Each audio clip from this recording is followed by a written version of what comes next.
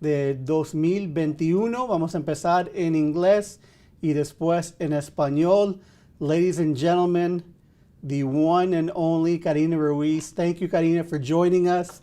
Those of you that do not know Karina Ruiz yet, she is an absolute amazing activist that has been working on immigration issues and specifically dreamer issues for many, many years, has been involved across the country, is a nationally known leader, and is doing amazing work in the dreamer movement. Karina, thank you so much for taking the time to join us. No, thank you, Abogado Ray, for the invitation and for having us here. Yes, super excited. Tomorrow is one of the most important days this week for DACA recipients, dreamers, TPS holders. As we have heard, there's going to be the introduction in the House of Representatives once again for the updated version of the Dream and Promise Act, the American Dream and Promise Act. And that is exciting news. We're seeing the light at the end of the tunnel. And we, of course, right away got moving, right? We have to get support for this bill. And so we started making phone calls to our representatives right away to make sure that they support this bill. That's just the first step so that it could be sent to the Senate. And that's where the real battle is going to be, right? That's where we're going to be. That's going to be tough. We know that we need, as of right now, 10 Republicans and all the Democrats to support this in the Senate.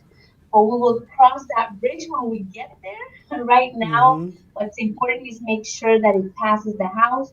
It did pass last year, so we're not anticipating that it won't, but you never know. So we cannot put our guard down, and we want to make sure that our voices are heard. For us, we're thanking those Congress representatives that supported this legislation last year when it was passed, and we are asking them to hold the line. We're asking them to make sure that this legislation does not include any amendments, any harmful enforcement for our community.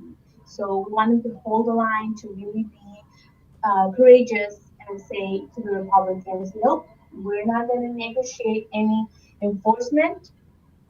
That has to be part of a bigger conversation because the Dream and Promise Act, HR 6, is giving out millions and millions of immigrants. We're talking about a little over Mm-hmm. 3 million immigrants that are going to be benefited from this legislation out of the 11 million. So it's not fair to include any enforcement with this bill since it's leaving a lot of people out.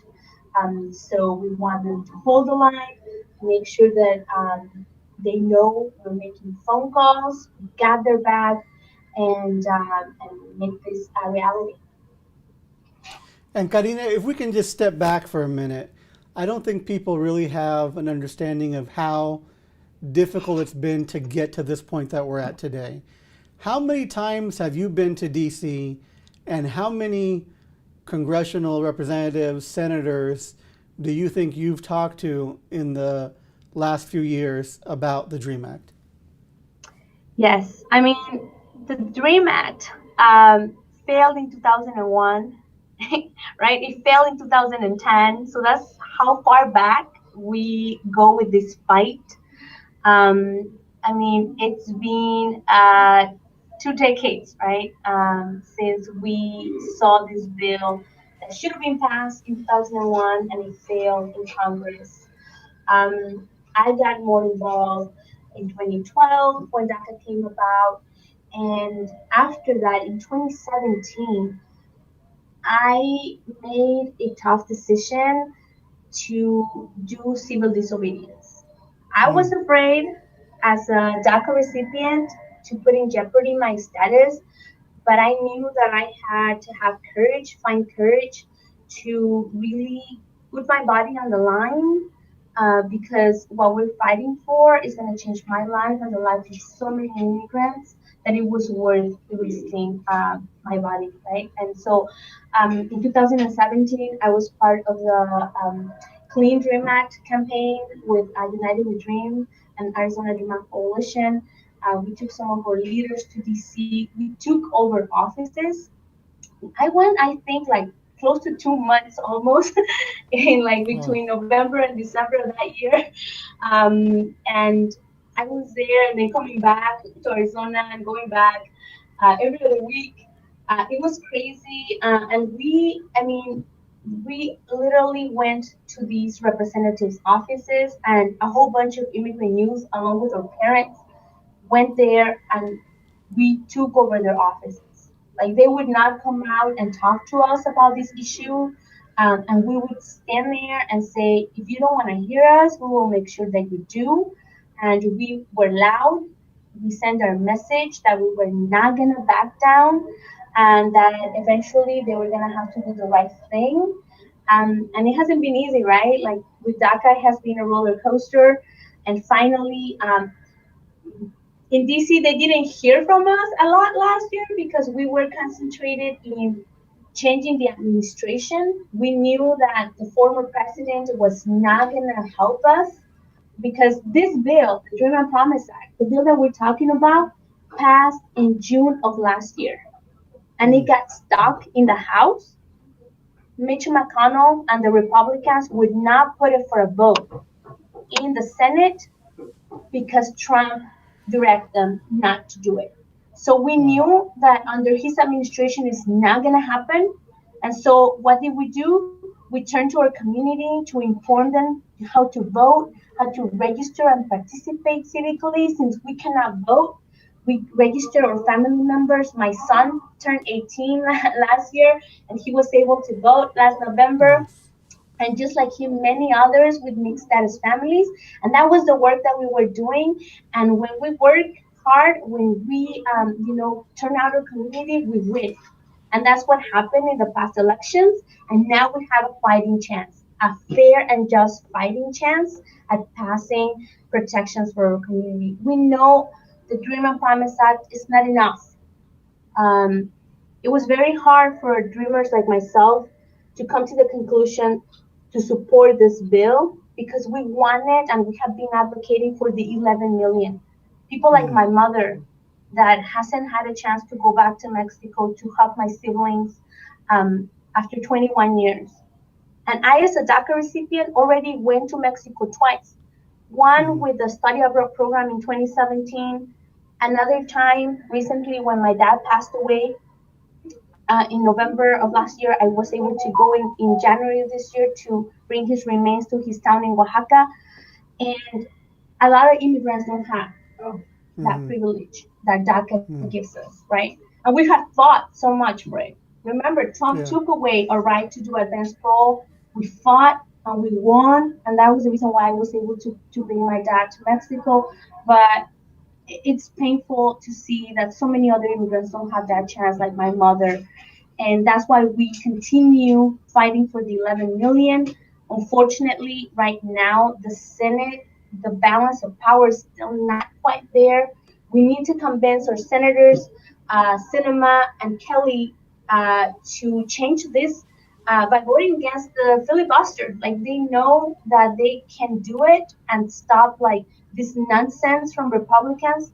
There's never enough enforcement that we can give them, and so that's Mm. why we need to really talk to representatives and say they need to fix it and they need to fix it now. But one Absolutely. step at a time. So right now, tomorrow the fight is going to be in the House of Representatives, making sure it passes there. And then we will be fighting in the Senate for that to become a reality. And we know Joe Biden is waiting for this particular legislation. And Mhm. even other protections for the 11 million, he put forward an immigration bill, and he wants to help immigrants in that way. So we need to make sure that from here we help them. And the way that we're going to do that is calling our representatives to make sure that they hear their constituents, they hear our voice, so that we can make this a reality and we can make it to the president's desk. Awesome. So, Karina, Daniel writes here, thank you and God bless you for your transparency and bravery. And I think everybody who's watching would share those sentiments, and I certainly do. You know, to think of 20 years in the making, to think that you risked your own life to get arrested. And someone that does criminal immigration for a living, I know when a DACA recipient is arrested, the possibility of your entire life being uprooted. You're a mother and you said, I'm still going out there. I believe in this so much. I believe in it so passionately. I'm going to put myself at risk to make this statement. It's because of you, Karina Ruiz, and other brave people like you that we're at this point now where we're thinking it's going to pass the House again. Because there's been years and years of taking over offices, putting your lives on the line, and now we're going to get there. And what we're wanting from the general public, what we're wanting from you folks that are watching, we're not asking you today to go get arrested, not asking you to risk deportation. We're asking you to pick up the freaking phone, make a call, send an email, get involved and say, senators, well, let's get it past the House first, right? But then senators, let's get it done. Let's make it happen. If you're watching, if you can go over to the ADAC, right? I had up earlier the web page or the Instagram, and then we have the Google form over there so that folks can see how they can get involved. Let me get this back up again. Here we have it. So this Yes, is the today great we had Instagram, right? we had a meeting today, and close to 10 people, a little over 10 people joined us, and they were making phone calls to all the representatives from Democrats and Republicans, calling to those Democrats that have supported the Dream and Promise Act in the previous form last year, thanking them for their support, asking them to talk to their colleagues in their other colleagues in Congress to make sure that they gain support, and also to make sure that we ask them to hold the line, make sure that there's no added enforcement to this bill. That's so important, mi gente. It's so important that we tell them that. It's like they are on our side, but politicians and politics are politics, right? And they're Yeah. gonna do whatever it takes to get it passed, and we're not okay with them adding any enforcement to this. Like, again, it is painful that so many other immigrants are left out of this, that the least that we can do is demand that they do not include any enforcement in this bill. That's the least that we can ask from them as people who have supported Dreamers and DACA recipients and TPS holders. That's the least that we can do. So make sure that when you call Democrats, and all of the Democrats, the 5 Democrats that we have right now as representatives, they supported HR 6 last time. So thank them for their support and ask them to hold the line, no enforcement added into this bill. To the Republicans who voted no on this, we're demanding that they vote yes on this bill. And again, we are asking them to refrain from adding any harmful enforcement to this bill, as so many immigrants were left out of it. There you have your script, ladies and gentlemen. That's what you got to say. If you don't know how, if you're still wondering, well, I don't know the phone numbers, I don't know how to find them, we'll make it easy for you. You come over here, you drop down your name, you drop your email, your phone number, click these buttons, you get over information over to Karina. She reaches out to you and gives you the step-by-step and how to do it and how to get it done. So please, please, ladies and gentlemen, make that happen. Let's make that a reality. And we do have some questions in here, Karina, maybe you can help me with. Do you think it's a possibility they will change the age requirement from 18 to 16? What do you think about that, Karina? I think that anything is possible, right? At this point, they're going to introduce the bill, and we know that there can be amendments, there can be changes. I don't think that they will do it because, again, at this point in the House, Democrats have the majority, and we can pass it as it is. I think leadership in the House of Representatives would have made that change if they don't think that it would pass. But anything can happen, right? That's what we're saying. Make sure that we ask Democrats to hold the line and don't make any changes to the bill. We like the bill the way it is. We would like for the bill to be more inclusive if they can, right? I include Exactly, my yeah. mother in this. but Seriously, yeah. but if they can't, the least that they can do is make sure that there's no changes that will limit the amount of people that would benefit from this. That's the least Yes. that Democrats can do. Again, hold the line.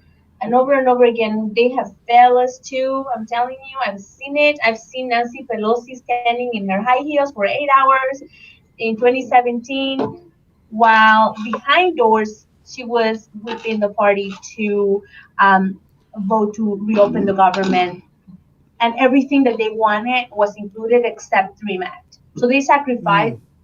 us, in Wow. the name of helping other people in the community. We're not against them helping other communities, but they shouldn't pin us against one another. So I've seen it. That's why we have to demand they hold the line. And I'm so glad that they made this change in the age, because I know so many of my friends and people that they Mm-hmm. came at the age of 17, and it gives me, it's so painful when they come to our office or Yeah. when they call us to tell them, sorry, but you don't qualify because you came when you were 17, and that disqualifies you. So this is good news. It's important.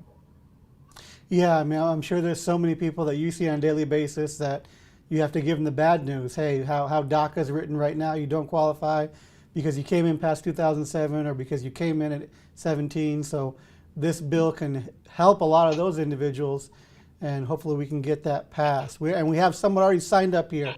Robert says send him the info to bordersongcd@gmail.com.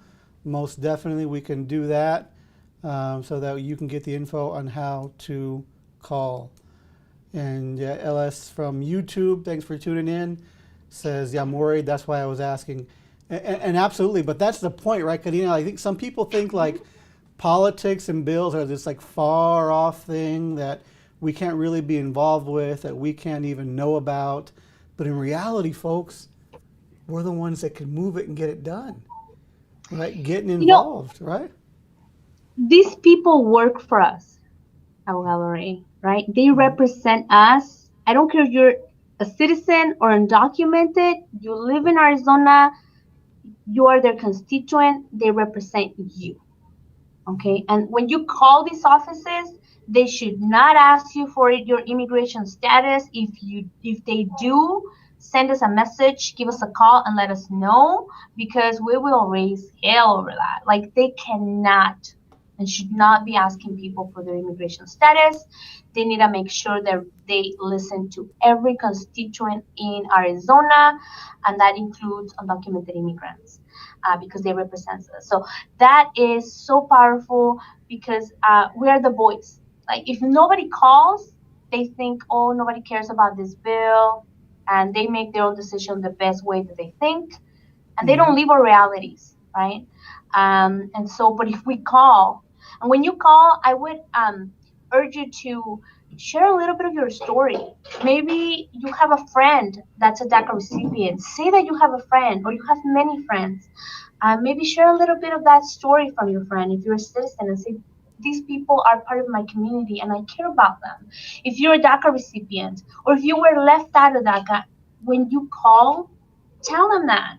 Say where you're from, and say that you're a mother, or maybe you're a student.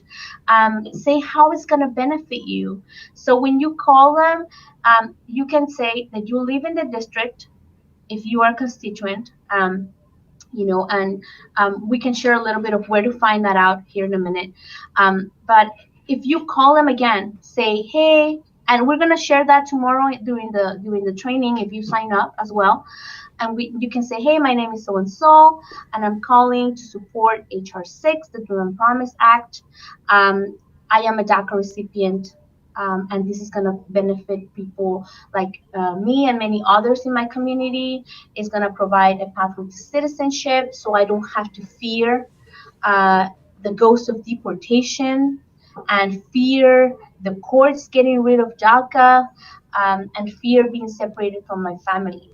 So this is going to be really helpful, and I want to ask you, Representative, Congressman, Congresswoman, I want to ask you to hold the line and make sure that there's no added enforcement, because people like my mother that has been living in Arizona for 21 years, she's left out of this protection. So there has to be a conversation for the 11 million. We support this piece of legislation. It needs to be passed as soon as possible, but we want you to make sure that it doesn't include any harmful enforcement for the rest of the immigrants. And there you go. See, your story is the most powerful thing that you're going to share there. And they have to count how many people call in favor of this legislation. They have to count it. And if there's 100 of us that call, that's better than none of us. I can tell you that. They're going to have to listen to that. So please, yes, you can make that difference. They work for us. So make sure that they hear from you. Very, very awesome tidbits from Karina Ruiz of how to call. It's not just, hey, you should call. She's telling you directly here how you can go about doing it by getting involved with them and what to say. And the importance of telling your story in your own words, you relaying to the representatives, the senators, their office why this bill is important to you. Get up there, tell your story. We got some more questions here from Jimmy. All right, Jimmy, we're going to answer your question, but you got to go call some folks and tell them your story. All right, let's go. How will they know if we're enrolled in a school or a program? What a good question, right, Karina? Yes, I mean, when we are right now that DACA opened up and we're able to send new applications, we have to include a letter of enrollment from an accredited school. So you have to show proof. Like they're gonna ask us whenever this opens up and it becomes a law. I mean, it's still gonna be a long process. I don't want to lie to folks, right? We're like in the very early stages, and people are like, when can I apply for the Dream Act? And I go, well, the Dream Act is in the making, it's cooking right now. Yeah. So it's gonna be a while. They have to pass it in the House of Representatives, then it has to go to the Senate. If they make changes in the Senate, it has to go back to the House so that they can pass it, because it has to be the exact same bill in both chambers of Congress. And then after that, it can go to the desk of President Biden. So, and then for him to sign, for it to become law. And then after that, immigration has to figure out, USCIS has to figure out how they're going to create a application for this. And they have to make a process for it, right? So, and then after that, they will publish that process in their website and tell us as of when they're going to start taking applications. God knows how long that's going to take, right? That at least a few months. So yeah, it's going to be, again, we think it's going to be similar to DACA. And for DACA, what they ask is a letter from an accredited school or your transcripts, that kind of thing. So again, like the specifics on the eligibility requirements, we know broadly from this bill, but stay tuned, because again, it's in the process and it can still change. We hope that it's not going to change that much. My recommendation to people is like, gather as many evidence of when you came in and of school as possible. Institutions, places, hospitals, banks, the utility companies, they archive or delete their information every certain time. So I have people that we're helping with DACA right now, and we have to go back to 2007, right? And people can't find documents from that time. Again, we hope that they're not going to ask for like things from 2007 in this bill, but until they release that information, we don't know. So just try to get, whatever oldest piece of information you can get, as long as it, if it's one thing, like maybe your vaccine record, or like the transcripts from the first school that you went, because a lot of times when people go to charter schools, they also close, and then people can't find those transcripts. So it's best to have those things in hand and not leave them if they don't require them from us. But it's better to have it than not, right? So that's my recommendation always to people. Try to get like evidence from as far back as you can, in case you need it. Yeah, it's never too early to start getting your documentation in order. Absolutely agree. So Jimmy, and Jimmy, what you can do too is get your GED, right? If you get your GED and you pass that, you have it. No need to worry about whether or not they'll accept the school that you're enrolled in. We got time. Like Karina said, it's not going to be next week that we can apply for anything. And we got Daniel, power of your vote. Adelante. Thank you so much.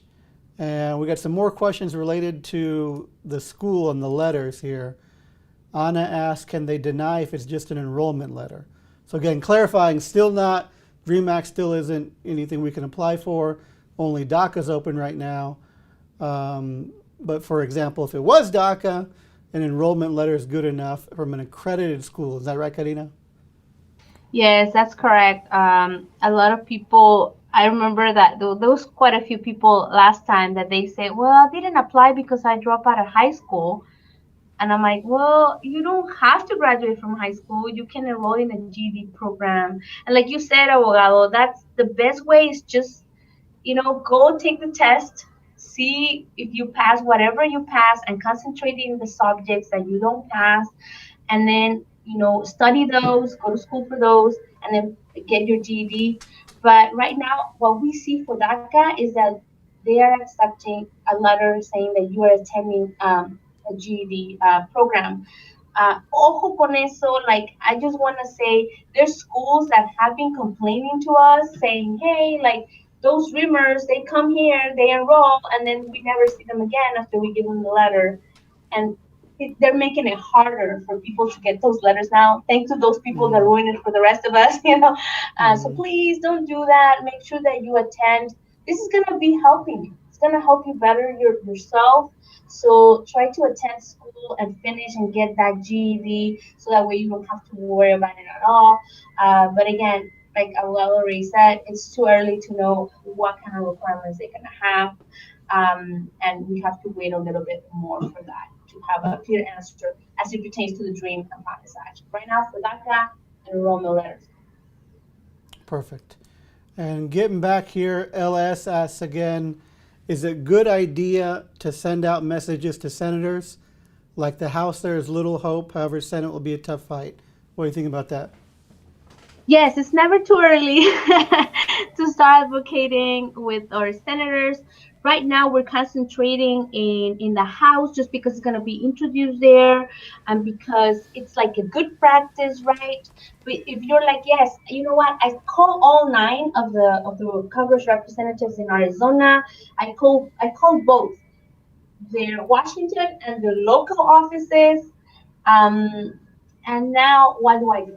Well, if you did all that and you had another 10 friends calling, the next thing that you can do is call Senator Kelly and Senator Sinema and also tell them, hey, like, we know that this Dream and Promise Act is going to be introduced.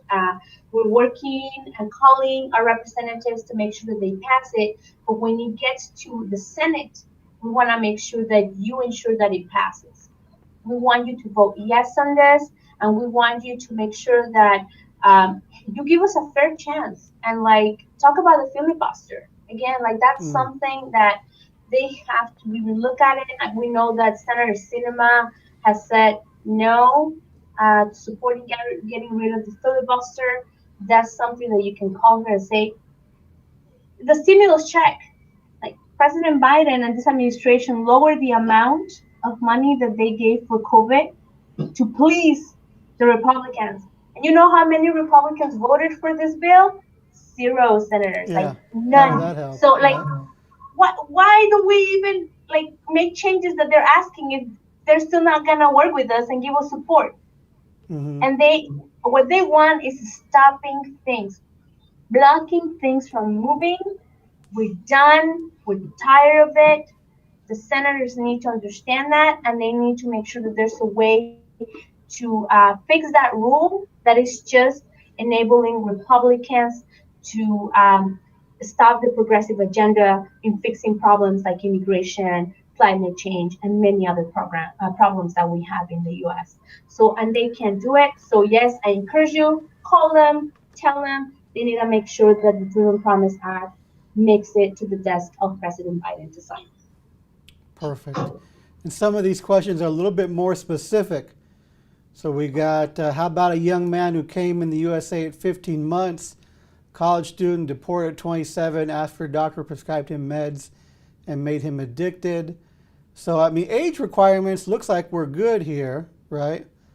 The deportation and the medication kind of looks to me like there might be a conviction there somewhere that we would need to analyze whether or not it's one of the crimes that prohibits in this bill. So I hate to not be able to answer, but the details of how the bill is passed, what's written in the bill, specifically related to someone who, if they have a prior deport order, if they have prior criminal convictions, there's really good language in there about set-asides and our ability to do things that we can't do now that I like a lot as a criminal and immigration attorney.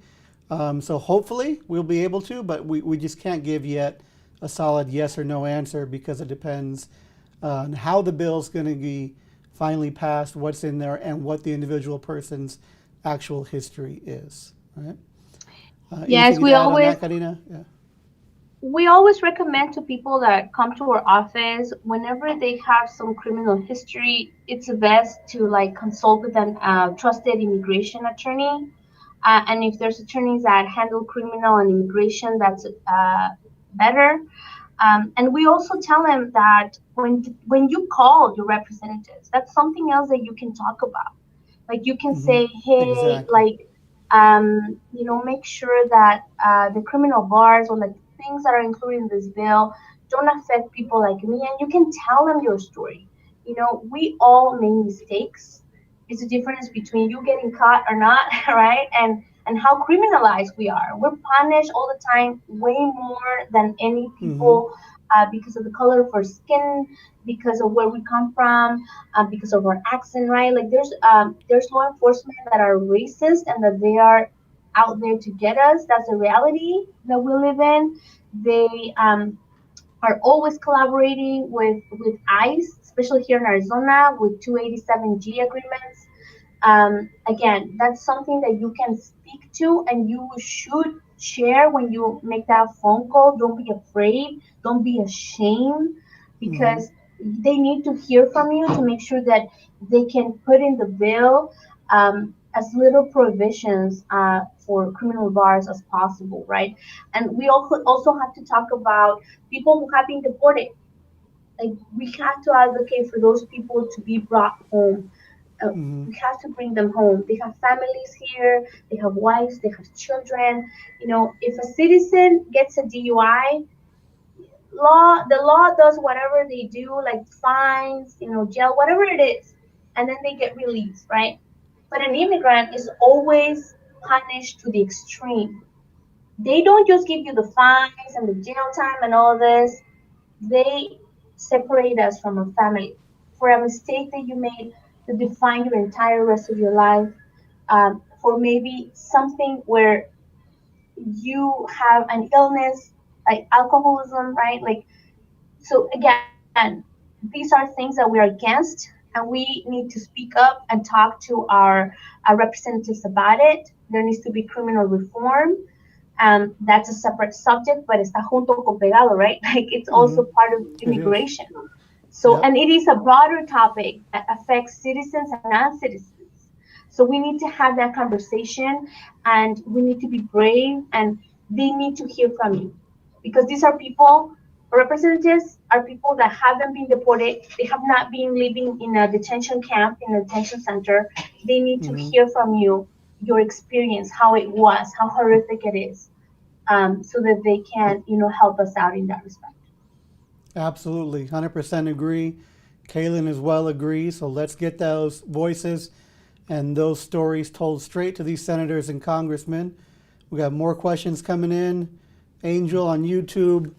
Don't know if this question's been answered, but how is the new bill going to affect people that have DACA already or in the process of applying for DACA? Karina, you want to take that one? That's a good question. I mean, we hear, right, that, and again, besides we hear, and Abogado Ray can correct me if I'm wrong, but what I know from this bill is that we're going to have a chance and a pathway that's going to look like a conditional residency, and then after 5 years applying to citizenship, right? Honestly, I've been telling our representatives, I've been telling our senators, we've waited 8 years already, and now they want me to wait another 8. Like, when am I gonna be able to vote? Like, Yeah. I'm already a grandma, so I Yeah. never voted in Mexico. Like, I want to participate civically in the U.S. as well. So honestly, when I call, and I'm gonna call them again. I called today our representatives, but I'm gonna call them again tomorrow, and that's part of what I'm gonna say. I'm gonna say, if you make an amendment, it better be to make the bill in such a way that we get permanent residency right away, because we've waited with DACA more than 8 years, and then create a pathway to give us citizenship in 3 years. They can do it. And correct me if I'm wrong, Abogado Ray, but if they put Mm-hmm. it in this bill as such, they can do it. Sure. Because we know that when an immigrant marries a citizen, right, they have a 2-year conditional residency, and then they can become citizens 3 years after, instead of having to wait Mm-hmm. the 5. So if Yep. Congress wants to make that change, they can. But we need to ask them to do it. Okay. And if they can do that, I would be so happy to be able to vote in 2024, right? Mm-hmm. If we can get Yeah. this moving this year, make me a citizen in 3 years, I'll be out in the polls. I'll be voting. I'll be watching the polls to make sure everybody's vote is respected. And I'll be defending democracy. I do it as an undocumented immigrant. I have DACA. I identify as undocumented because until I have a pathway to citizenship, I'm with the rest of my community. But yeah, so please make sure that when you call them, you tell them about, hey, how about a 3-year pathway to citizenship instead of 8? Because we have waited too long for this. But as Absolutely. of And right I agree. now, Yeah. nothing is yet, right? It's still in the cooking. But I agree with what you're saying, Karina. It seems like we're waiting to see what negative stuff they're going to put in the Senate, and we're not proactively saying we want more positive stuff, right? So all we're going to get at the end of the day is something further to the right, because right now we're not pushing back on this. Hey, Dream Act bill is written is good, but it's not perfect. Why you making people wait so long, or why don't you have more, ability to bring somebody back, or all these things that we're discussing tonight? We definitely need to be pushing in that direction. So more questions here. We kind of hit this one earlier. Same question. Do you think the requirements of age under 18 would change to 16 years old? What is it based on? I don't know what it's based on. Like, I mean, I think it's a Senate bill right now is what, under 18, so it's like 17 under, and one of them was a year off. The Senate bill was a year less than the House bill. How they come up with those numbers is completely, to me, arbitrary. I don't know if you have a different understanding of that or not. And we have a request for Miss Karina. Look at this. I need help renewing my DACA permit. Can you help me? What do you think? Can ADAC help them out with renewing Of the DACA course, permit? we'll be happy to. I mean, I know that there's people that right now they're hurting in their economy because of COVID. Um, we are asking a minimum donation, and if you have a clean case, we help you in ADAC to do your renewals, and also to do new applications. And whenever there's somebody that has some criminal conviction or something where you require attorney representation, we give you a list of those attorneys that are trusted in our community. In that list, you will find Abogado Rey as one of your options. And we always say, hey, like, talk to 3 of them. What 2 of them tell you is the truth, and the other one's probably just trying to get your money. Yep. So every attorney has their own opinion, but we know that there are trusted attorneys in our community that are here to help, and definitely like Abogado Ray that is taking the time in the late evening to make sure that our community is informed. We trust him so much, and we thank him so much for doing this. So yes, we can help you. Definitely, if you have a clean case. If not, we'll refer you. Just send us an email. Send us a message on Facebook. Sign up into this form that Abogado Ray is showing.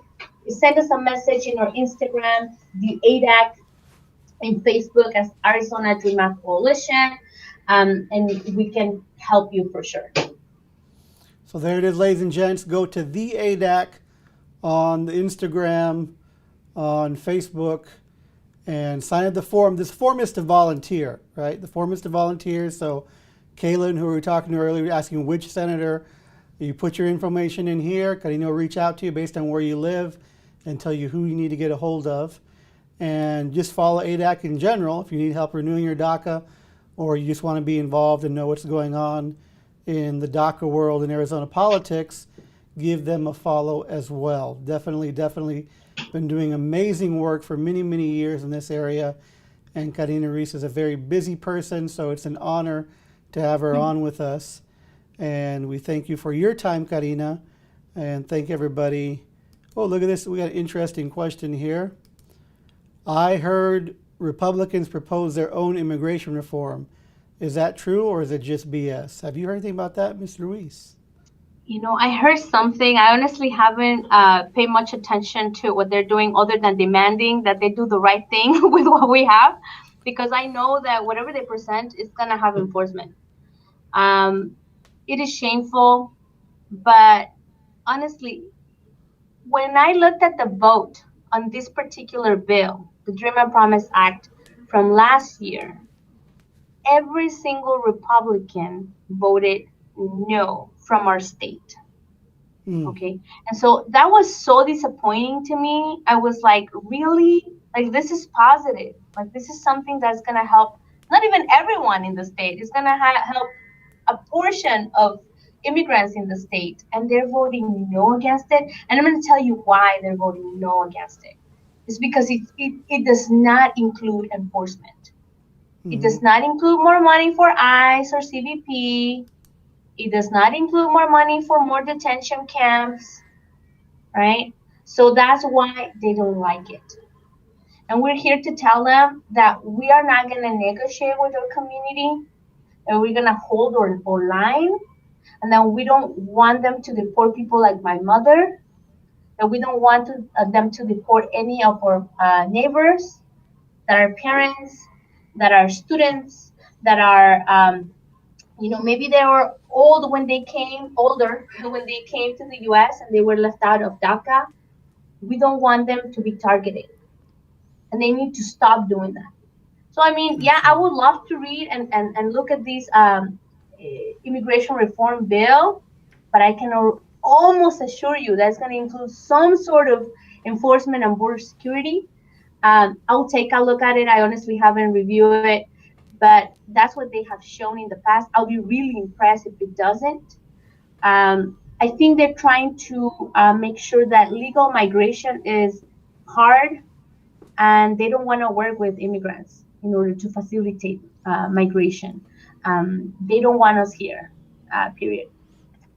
Yeah, I haven't seen anything in the last few days introduced, but I imagine the play that they'll come with is what they introduced under the Trump administration, which was, we'll give you a few crumbs if we can take away family-based immigration, if we can take away diversity visa lottery, if we can take away all these things that make us a more diverse nation, we'll give you some crumbs. So probably not even willing to entertain that conversation from day one. It's just meant to be obstructionist, but I haven't seen anything the past few days exactly on that. And we have a request for your email, Karina. I don't know if you're comfortable giving that or not, or just tell people you're okay. So Karina, yeah, so if they go to the form, there is our email in there is info at the ADAC. If you show the other form, yeah, right there, info at the ADAC. That's where you can reach us at. If you want to send us an email, there's also a phone in there if you want. Again, that form is mainly to volunteer tomorrow for the phone bank. But if you have any other questions, if you fill out that form, when we call you back, we're gonna say, hey, like, you want to make some phone calls to your representatives, and you're gonna say yes. And while we're at it, right, you can ask us other questions, and we can help you, answer those questions. That's no problem. That's what we're here for. We're DACA recipients helping other DACA recipients, right? Like, we know what you go through. So yes, like, we don't have any problem with answering any of your questions. You can send us a message on Instagram or a message on Facebook, and we'll get back to you in that way as well. Perfect. So Kaylin says they will reach out. She will reach out. She's a mom. Wonderful. Doing it for all the kiddos in the world. Everybody, thanks you so much, Karina, for your hard work. Awesome. She's going to help too. Look at that. Love it. Allies getting involved. Folks stepping up to the plate. That's exactly what we want to see. That's what exactly we want to make happen. So, Karina, long term, anything else exciting you're working on to make sure this gets past the Senate? Any other mobilizations, or right now we strictly focused on the phone calls and emails? Yes, right now that's what we're doing, but we're also cooking actions.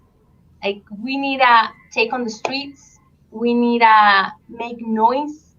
And you guys know our targets are gonna be our senators, either to thank them for taking the steps to make sure that this bill makes it to President Biden's desk, or to push them because they're not doing what they need to do, what's right for our community, to hold them accountable, to work with us, right?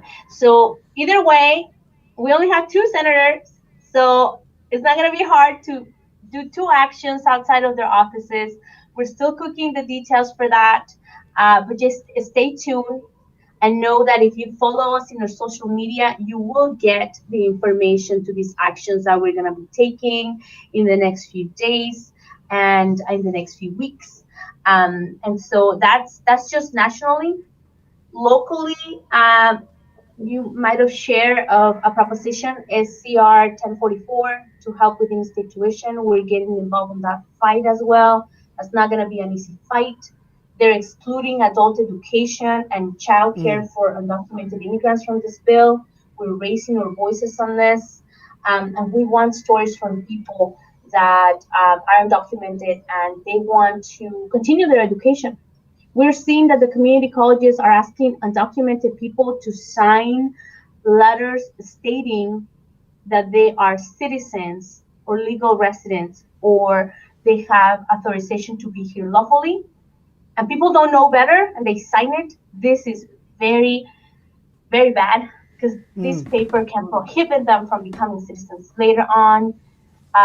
We're talking to community colleges so that they understand our situation and why we cannot sign that paper, and the law that is making a requirement for someone to enroll in a GED class or an English class to have to sign this paper, and how it is affecting us negatively.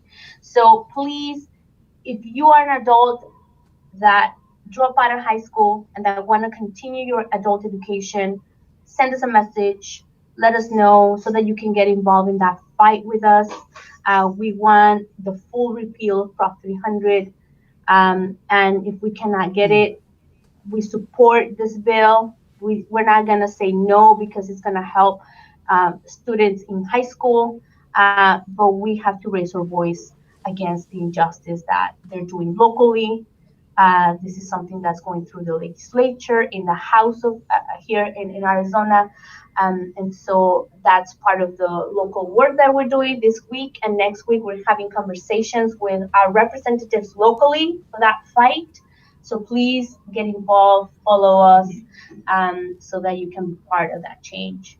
And if you're a high school student, also get involved because this is going to benefit you. If you graduate from a high school in Arizona, have been living 2 years in Arizona, this bill would allow you to get in-state tuition once you graduate from high school in Arizona. Huge. So very That's positive huge. news. That is awesome. That's great. But yeah, so help us. That's also a long term because if we manage to get it through the House, and it's referred to the ballot, then in 2022, voters in Arizona are going to again have to say on whether this passes or not. And they need to hear our stories. We need to have every city, every registered voter, and every citizen that has not been registered to vote in the midterm elections this 2022 to help us pass this proposition once it makes it to the ballot. And if we cannot make it through Congress here, I'm sorry, to the legislature here locally, we need to collect signatures. And that's Mhm. another opportunity for people to get involved. So please follow us in social media. That's part of the work and the fight that we're going to continue. Lots of opportunities to get involved, ladies and gentlemen, local, national, and it's starting to heat up a little bit in Arizona, right? Starting to get a little bit warmer. As it progresses, we're going to turn the heat up locally, make sure the senators are on board. Karina and I had the pleasure of doing a webinar Zoom with our new Senator Kelly, right? I don't think there's going to be any problem. I think he's going to be on board, don't you think? There you go. Yes, I think he got some heat on the last vote on the votorama about voting against undocumented people being included into the stimulus check. Mm-hmm. Um, he told us that it was a poisoning bill, that they tried to make him look bad. Either way that he voted, he was gonna get the heat, right? Yeah. So we did tell him that it was wrong, that he should trust that we got his back, that he should do the right thing, and to think about people like my mom and other immigrants that he might have had conversations with that are being marginalized and left out of benefits in the middle of a pandemic. So hopefully, he makes a better call next time. But what people don't know is that he also advocated for mixed status families to be included in this bill. That's the Nice. that's the thing that people don't know. He raised his voice, and Senator Sanders supported him, and that's how Chuck Schumer put that into the bill, and that's why we were celebrating that people who are undocumented and they do their taxes with their I-team, but if they have children that are citizens, they're gonna get some help, not the full help, which is what we need. I get it, but some help is better than none, right? And these assistance that they're going to get from their children or from their spouses that are on the citizen's spouse, if they're married, mixed status, is going to be very beneficial to these families. And it's more than they would have gotten otherwise. So I want people to know that's why it's so important. That's why it's so important for us to talk to our representatives, to share our stories. Mm-hmm. I got the stimulus check help because I have DACA and I have a social security, but I told him that other community members, other members from organization did not get it because of mixed status families. Like one of the parents didn't have a social, they had an IT. And so that's why he brought it up. He listened to our community and he helped us in that way. So that's the other side of the coin that people don't know, people don't realize. And what's important in my story is not that I talked to him, but that the stories through me, the story of our community, the story of us was delivered to him and he had the chance to do something about it. And now we see the fruits of that, right? People Mm-hmm. are going to be able to get some help. So that is why it's so important for us to raise our voice. Our stories are powerful, mi gente. We need to continue sharing these. Amen.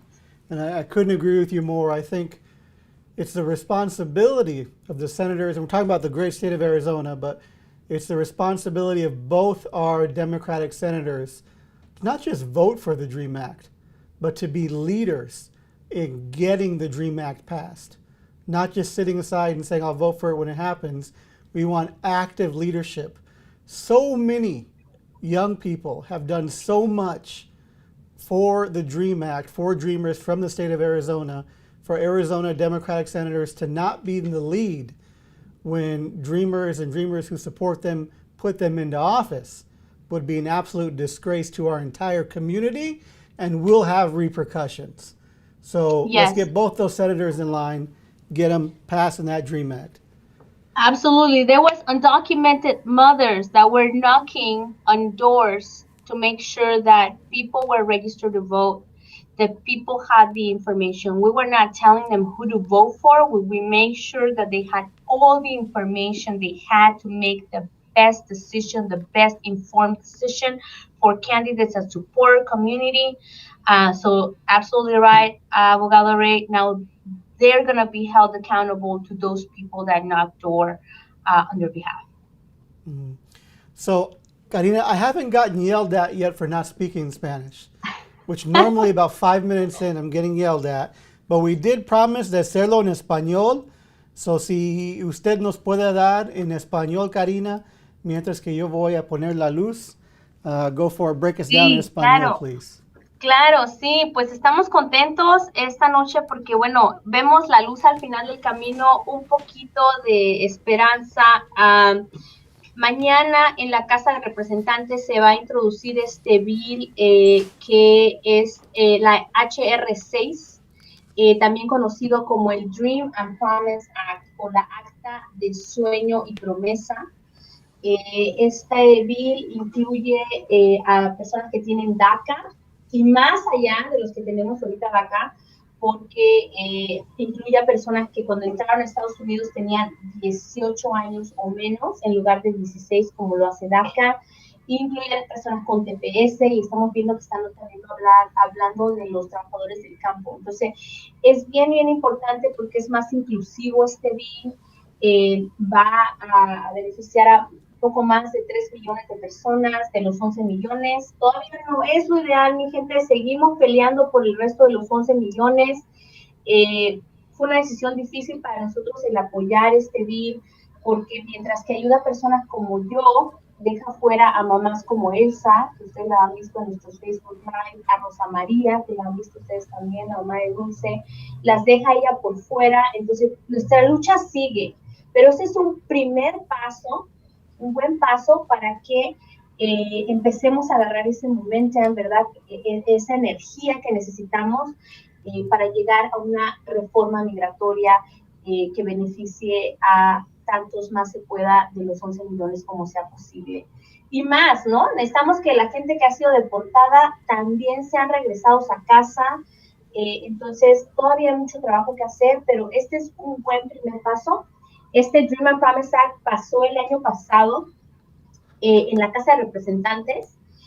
Los demócratas lo pasaron. Desafortunadamente, por la administración Trump, ellos le dieron directiva al antiguo líder del Senado, Mitch McConnell, de que no pusiera este bill a votación. Y ahí se estancó. Más de un año estancado, mi gente. Y por eso nosotros, en lugar de estar abogando por este bill, dijimos, no, pues si esta administración no va a hacer nada, nos concentramos en asegurarnos que la gente que pudiera votar se registrara para votar, que salieran a votar. Y vimos los resultados este noviembre pasado de ese arduo trabajo y ese arduo esfuerzo.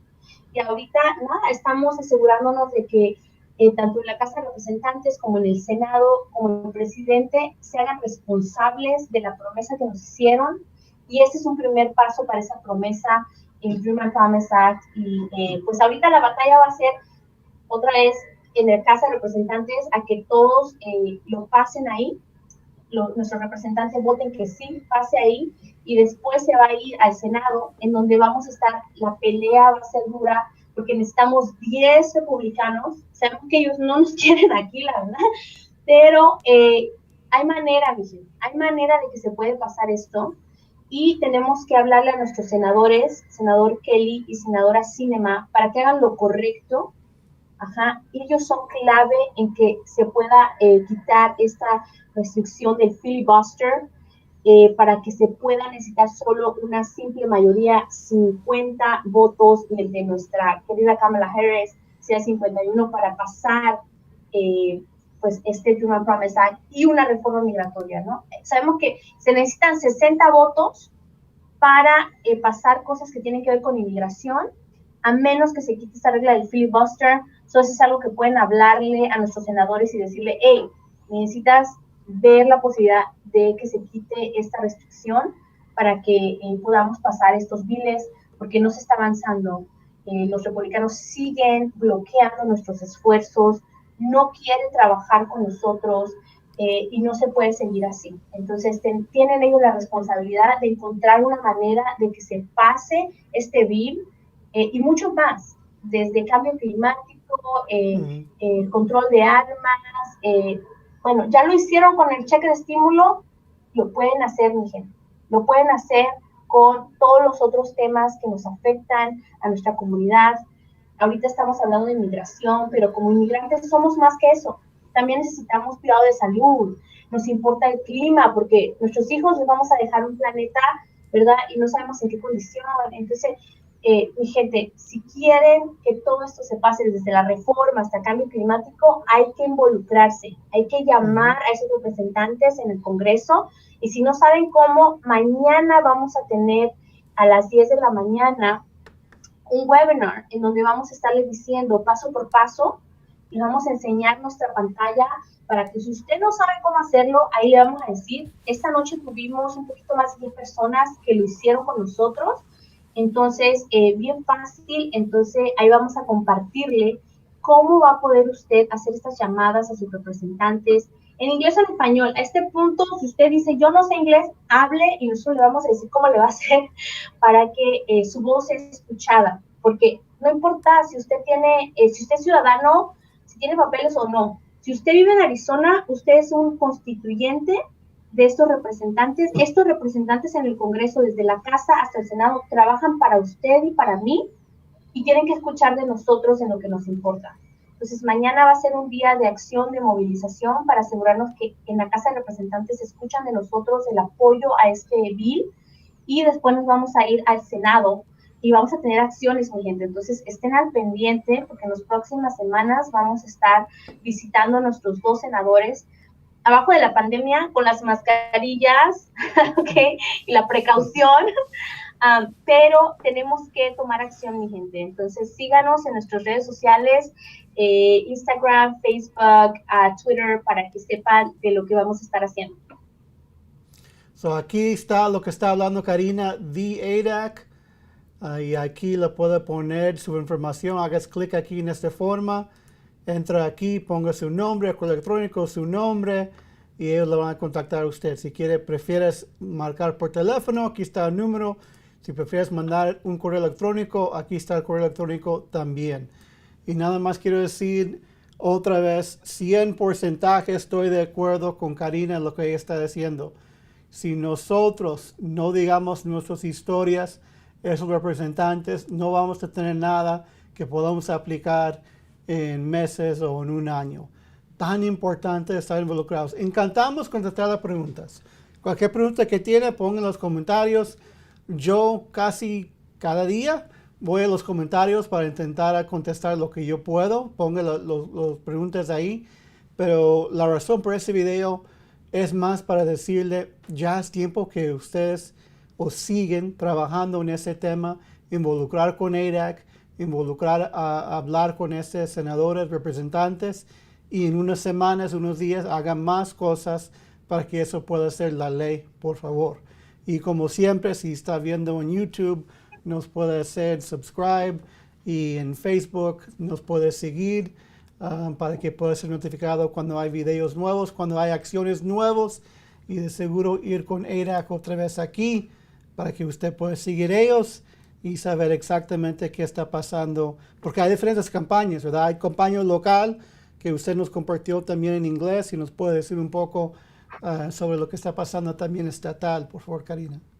Sí, aquí localmente hay una resolución que se está debatiendo en la Casa de Representantes Estatal, que tiene que ver con la proposición 300.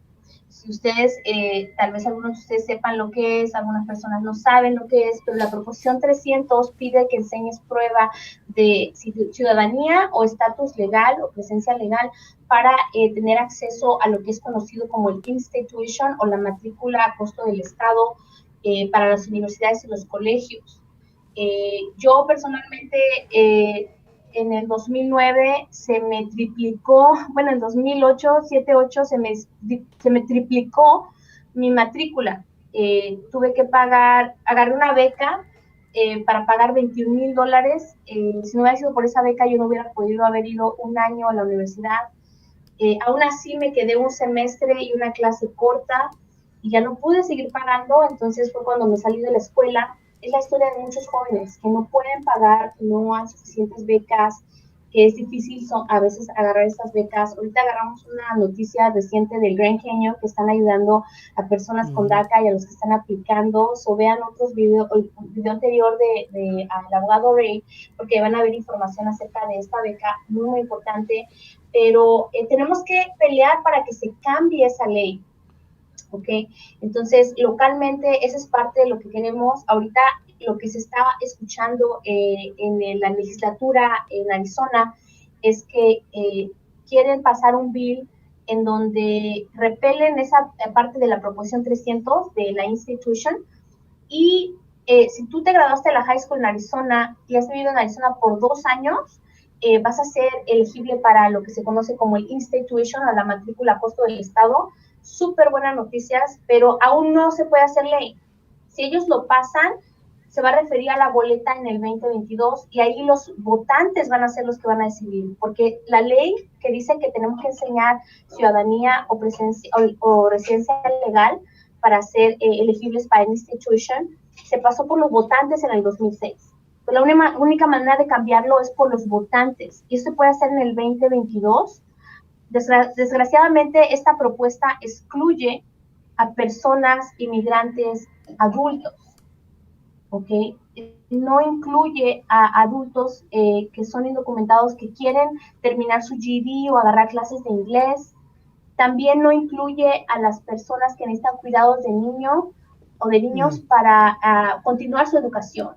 Y por eso es que queremos que la gente comparta sus historias. Esta semana y la próxima semana vamos a estar hablando con representantes de la Casa Estatal de Arizona para compartirles las historias de esas personas. Si usted es una persona adulta que se salió de la high school o nunca fue a high school aquí en Estados Unidos porque no tuvo la oportunidad y dice, yo quiero aprender inglés o quiero hacer mi diploma de educación general, pero tengo niños y no me alcanza para pagar el cuidado de niños, usted es la persona con la que necesitamos hablar para compartir sus historias aquí en la legislatura local y que sepan cómo le está afectando esta ley 300 a usted y a su familia.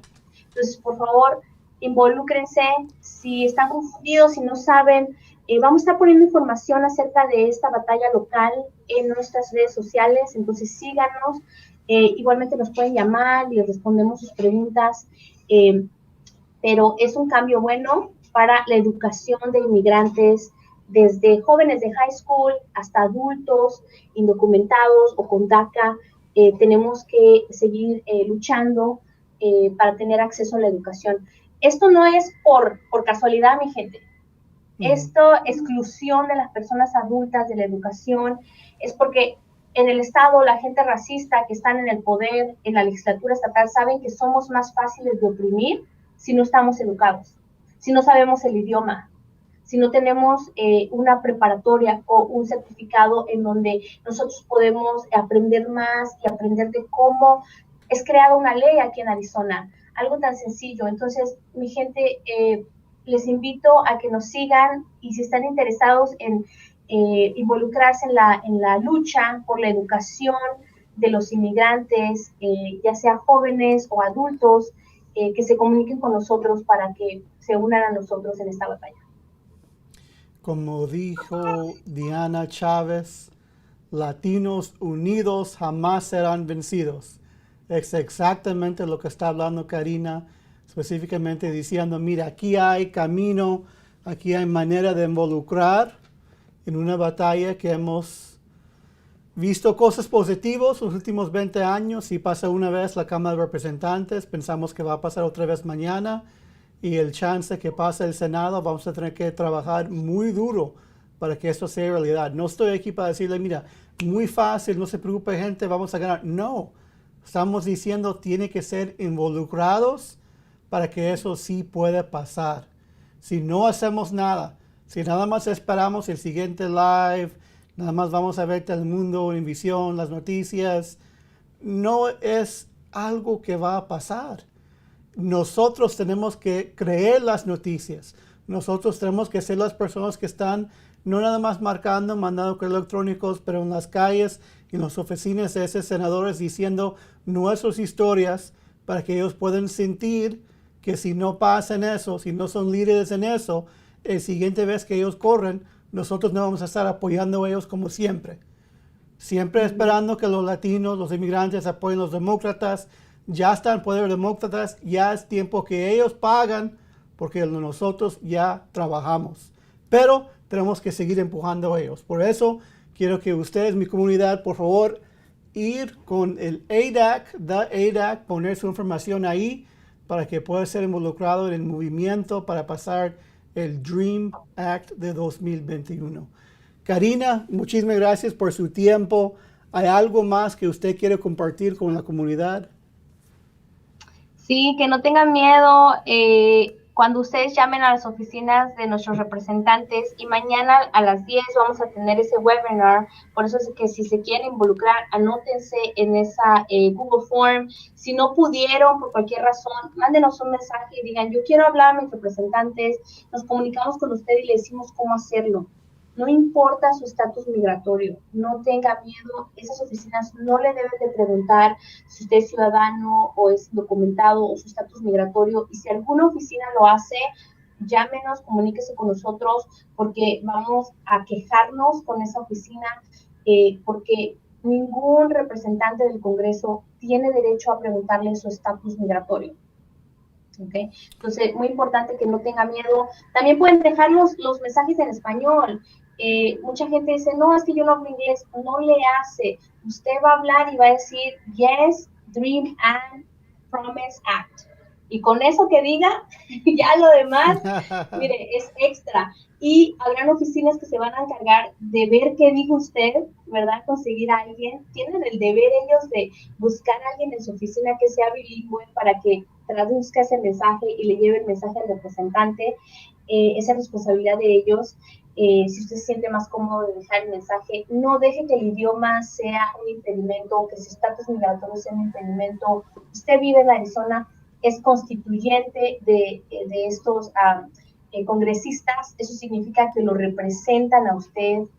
Ellos trabajan para usted y para mí, mi gente. Entonces, tienen que ellos escucharnos y tienen ellos que hacer lo que la comunidad les pide, porque otra vez, ellos trabajan para nosotros.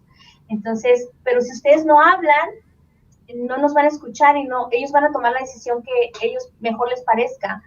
Es por eso tan importante que llamen. Y mañana les vamos a decir cómo hacer esto. La unión hace la fuerza. Si usted habla, mi gente, yo le garantizo de que vamos a mover este bill. Este bill se va a mover gracias a ustedes y gracias a que se tomó unos minutos para hacer esa llamada, mi gente. Eso es lo que podemos hacer ahorita. Entonces mañana únase a nosotros y pues nada, we're gonna continue fighting. La lucha sigue. That's right. Karina Ruiz, Arizona Dream Act Coalition.